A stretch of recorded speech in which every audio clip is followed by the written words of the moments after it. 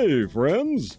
Well, according to corporate America, it's Pride Month, so I thought I'd find an appropriate movie to share with you. I scouted around and found one that I'm sure you've probably never heard of. And we should change that because this movie is pretty interesting. This time, we're talking about Norman, Is That You? From 1976. Our story goes like this. Ben Chambers is unhappy. His wife just up and ran off with his own brother, and they're having a fling in Mexico. So Ben leaves his home in Tucson and takes a bus all the way to Los Angeles to stay with his son Norman. But he's totally unannounced. Norman happens to be with another fella, and they're not just pals, if you know what I mean. So Norman is in a panic because he hasn't come out to his parents yet. He gets his boyfriend Garson to leave while he tries to talk things over with Ben, but eventually Ben finds out. On top of losing his wife to his own brother, this is quite a bombshell, as you can imagine. So Ben tries to figure out where things went wrong in order to put his son back on the red-blooded American male path, so to speak, even going so far as to hire a call girl for him. Ben eventually gets to know Garson and figures maybe Garson isn't so bad. When his wife Beatrice turns up, realizing she had been foolish, she hopes to also stay with Norman until she can work things out with Ben. What will happen when both parents face the news about their son? What will happen when they face each other? And how will everything work out? Originally, this picture would have starred George C. Scott. Now, that might have been interesting, huh? As we saw in They Might Be Giants, Scott had a deft hand for comedy, and I think he would have done this material justice. Instead, Redd Foxx is our star, and he's playing this one light. He's not as crude as in his stand-up act or on his comedy albums, and he's not as irascible as he was on Sanford & Son. He's very affable here. Besides Fox, in our cast, we have Pearl Bailey as Ben's wife Beatrice. She shows up about an hour in, but she's on hand. We also have former basketball player Michael Warren as Norman. We've seen him before in my review of 1979's Fast Break. Warren is perhaps most known for playing Officer Bobby Hill on Hill Street Blues. He's not bad here. Garson is played by Dennis Dugan. He was a very familiar face on TV. He also appeared on Hill Street Blues as Captain Freedom, a self-styled superhero, a character that recurred several times in the series. Dugan moved on to the director's chair and helmed several of Adam Sandler's movies. We have Tamara Dobson, that's right. Cleopatra Jones is here as the statuesque call girl Audrey. Vernee Watson-Johnson plays Melody, a friend of Norman's, a familiar face on TV. She played Aunt Viola on The Fresh Prince of Bel-Air. We also have the legendary Mad Magazine cartoonist Sergio Aragones, who appears in a few scenes as a motel manager.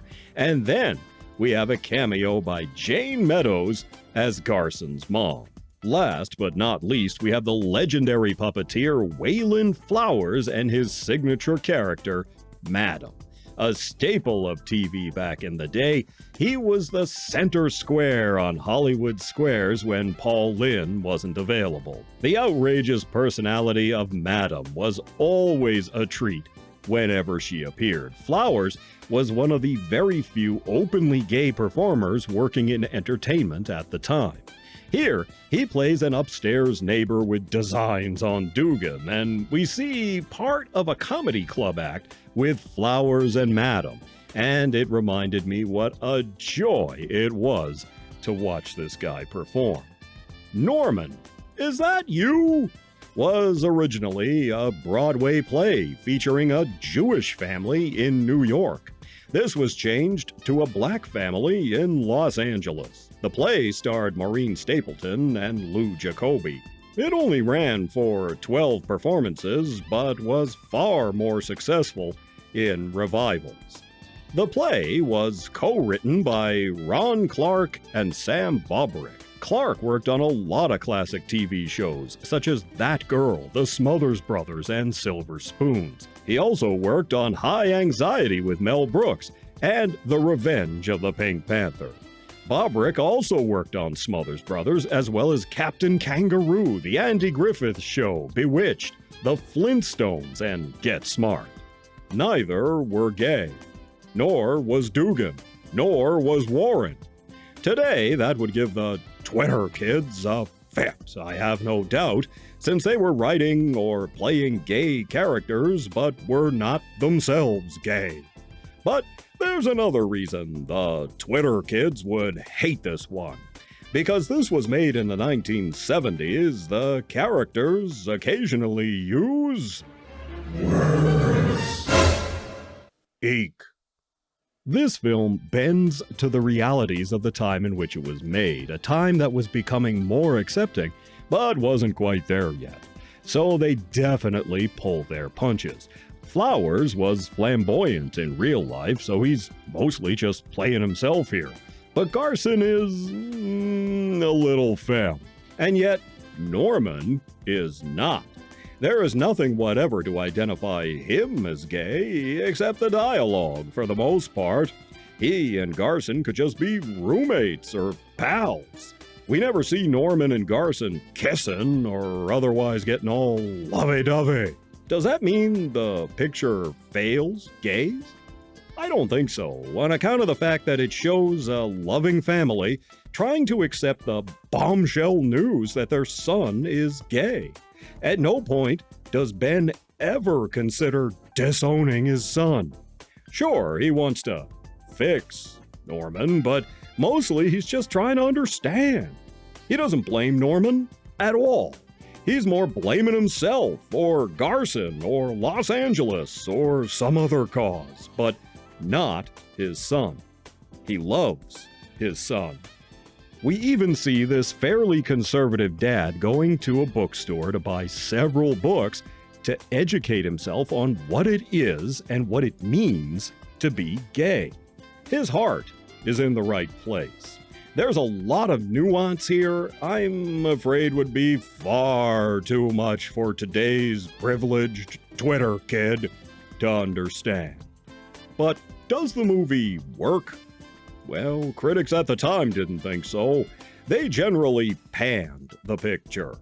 This came from a play, and it remains shackled to the format of a play right up to the end. One other problem is how this film was produced. All of the interiors were shot in a studio using a multicam system of video cameras, just like they did for soap operas or sitcoms or Doctor Who. Then, the end result was transferred to 35mm film stock. But you can tell this was video. It doesn't look quite right. This was done as a cost-saving measure, and yes, it makes the movie look cheap, like television with film grain on it. It's the uncanny valley of visual presentation. But let's give this one some credit. It has a fine cast, the overall tone is fine, if not all of the jokes. We have Flowers and Madam. The movie raised some issues not generally being talked about at the time, let alone with black characters, let alone put on the movie screen. And we see a loving parent's reaction to the news their child is gay and their eventual acceptance of that reality. Norman, is that you? Is far from perfect, but I'm giving this one 2 paws up. It's an interesting artifact from the mid-1970s. Foxx is amiable, and while perhaps it doesn't quite stick the landing, the movie tackles a tough subject with both gentle humor and understanding. You take care of yourselves, and I'll see you in the next one.